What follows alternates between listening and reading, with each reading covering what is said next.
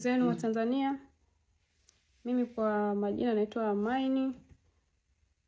Nimekuja kwenu kuelezea changamoto nilizozipitia mimi na msanii wangu kuhusu Chino. Chino bwana, tumempa pesa kwa ajili ya kufanya kazi. Tumempa pesa milioni 3,500,000 tukampelekea nyumbani kwake mimi na msanii wangu. Tulipompelekea zile pesa tukapanga hadi siku ya kushuti video.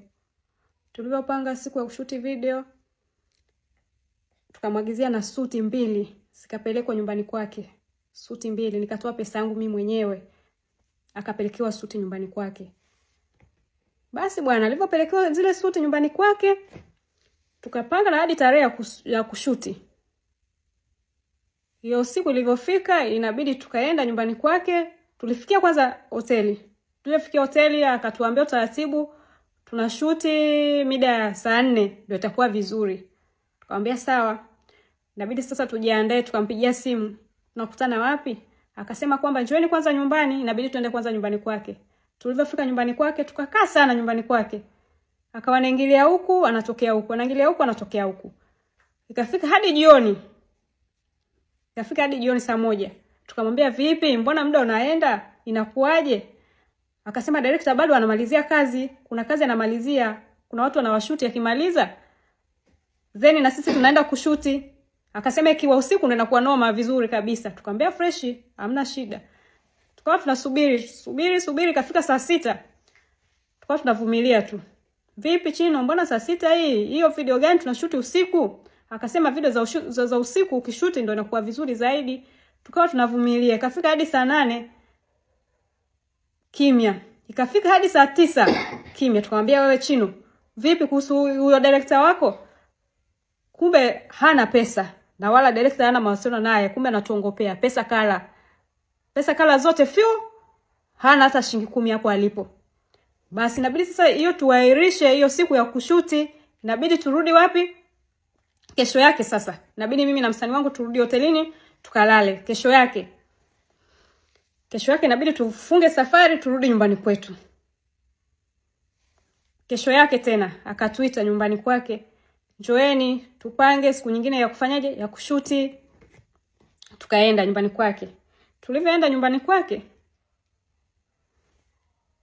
akamtuma msanii wangu. Msanii mimi na shida, naenda kaniombee pesa kwa madam milioni 2 na shida nayo kweli yani. Msanii wangu akasema sidhani kama atakuwa na pesa. Akamwambia wewe nenda kajaribu, uenda nayo. Kweli msanii wangu kanifuata, kaniambia Chino kwamba ana shida, kamsikilize. Nikaenda nikamsikiliza, niambie. Kaniambia kwamba bwana mimi naomba niazime milioni 2, kesho au kesho kutwa nitakurudishia hiyo pesa yako. Basi nikajua bwana binadamu unajua tena kusaidiana mtu akiwa kwenye matatizo. Nikampa pesa kweli, nikamtumia kwenye akaunti yake. Nilivyomuingizia ile pesa kwenye akaunti yake, basi akatuambia siku fulani tunashuti, tukamwambia sawa. Hiyo kesho yake sasa ikafika siku ya kwenda kushuti. Tukamwambia haya tunajiandaa hapa tuje kwa ajili ya kushuti. Akasema subirieni. Kwanza nimepata show, sitokuepo. Nivumilieni siku kadhaa narudi. Tukawa tunavumilia. Basi kawa tena habari za kushuti tena inabidi mimi ni masuala ya kushuti tena niairishe niakate ili nifanyaje nipate ile pesa nilomwazima ile milioni 2. Nikamwambia Chino niazime hiyo pesa, nilichukua pesa ofisi. Nikazima hiyo pesa ofisi kwa hiyo wananisumbua. Naomba nifanyaje? Nitumie hiyo pesa. Akaniambia subiri mtandao unasumbua nitakuingizia muda wote. Basi nikawa nasubiri. Siku ikaisha. Siku ya pili nikamwacha. Ya 3 nikamtafuta. Chino nitumie pesa na matatizo huku kazini wananisumbua. Nitumie pesa niweze kuwapa hela ya watu na mimi mwanzo nilikuambia kabisa nimeazima hii pesa sio ya kwangu. Naazima hii pesa ya kwa ajili ya ofisi. Kwa hiyo hapa wamenikamata kwamba wanataka pesa yao. Subiri mbona unakuwa sio mvumilivu bwana, nimekwambia nitakuingizia. Afu pia mtandao unasumbua. Nikamwambia kwani wewe mtandao wako unasumbua kila siku? Mbona mimi kila siku natoa hela kwenye akaunti? Wewe mtandao wako unasumbua vipi? Nisubiri unakuwa niamini. Kwanza anakuwa na panic yani, ana panic. Nisubiri unakuwa niamini. Au kama vipi niwarudishie pesa zenu, sitaki tena kazi. Nikamwambia, mbona unachukulia hasira na wakati mimi sijakudai hizo pesa za kushuti, nimedai pesa nilokuazima. Inakuwaje wewe unapeleka maneno hadi habari za kwenda kututoirisha masuala ya kushuti video? Inakuwaje? Oh, nimekuona hauna uvumilivu. Sasa uvumilivu wa nini na wakati mimi nimekuazima pesa? Umeniambia una shida? Nikasema ni sawa na kusaidia, nikakuelewa una shida nikakusaidia.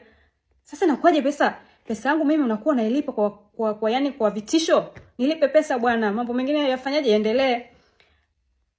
Oh, usinipelekeshe tena kwenye pesa yangu. Mtu ananiambia usinipelekeshe, nimemwazima. Wakati alikuja kwa unyenyekevu. Niazime pesa nitakurudishia, madam siku mbili hizi nitakuwa na pesa nitakurudishia. Sisi ni vijana bwana. Nikampa kweli. Kulipa ikawa shughuli. Hadi masuala ya video tena ikawa hamna. Tukawa tunamdai. Yani akawa anatujibu anavyojisikia yeye. Tukasema hapa sasa tunafanyaje msanii, kwa sababu hapa tunaona kabisa hamna pesa na wala hamna kazi. Kesho yake bwana mimi nimekaamka nimevurugwa sana, nikamwambia kwanza sitaki kazi yoyote kwa sasa hivi. Ninachotaka urudishe pesa zote kwa sababu nishakuona wewe ni babaifu. Sitaki kazi na wewe, rudisha pesa zetu zote. Kila mtu angalie maisha yake. Subiri nitakutumia. Nikamwambia nirudishie pesa zangu zote. Jumla nikampigia hesabu. Nikamwambia nirudishie 5,500,000 zote nataka uniingizie sasa hivi. Akaniambia sawa nitakutumia. Hajatuma hiyo siku. Siku nyingine tena nikamfuata. Chino, naomba hela nilokuazima. Nikamsumbua sana na nikamtumia message ndefu ya kumlalamika kwamba na mimi nasumbuliwa ofisini. Ni kweli hiyo siku kanitumia 2,000,000 nilomwazima. Sasa hizo pesa za kushuti tukawa tunamdai mpaka matusi anatujibu ovyo. Tukachukua sasa hatua ya kwenda BASATA. Tukaenda BASATA tukaandika barua, tukaipeleka kule BASATA. Akafikishiwa na yeye ujumbe, akaitwa kule BASATA. Alivyoitwa BASATA tukajielezea, akakubali kweli sisi tunamdai 3,500,000. Kakubali. Tukasaini pale, mimi nikasaini na msanii wangu kasaini na yeye mwenyewe kasaini na alikuwa na manager pia anavyodai na yeye kasaini. Akapangiwa hadi siku ya kurejesha ile pesa ili tuikute kule BASATA. Akasema sawa, kawaambia wale watu wa BASATA, mimi kweli hii pesa nitairejesha, nitawapa nyinyi, mfanyaje? Muwape pesa yenu, naombeni mniamini. Basi sawa. Hiyo siku kwanza alikuwa na 1,000,000. Akataka kutupa sisi 1,000,000. Tukamwambia hapana, tuweze tukachukua 1,000,000. Cha kwanza umetucheleweshea kazi, ukawa unatuzungusha, umetufelisha manake. Tukamwambia kwamba sisi hatuwezi kupokea 1,000,000 kwa sababu hiyo 1,000,000 tukichukua hatuwezi kufanyia chochote. Kwa hiyo pesa tulikataa, karudi nayo. Akawa bwana BASATA kule wanamsumbua, anampigia sana simu BASATA. Chino akawa mara anapokea simu, mara apokee kabisa. Mara anapokea simu, mara apokee. Mara wao anawadanganya sio alikuwa Dubai, si wapi, alikuwa kwenye show. Kumbe ni uongo mtupu.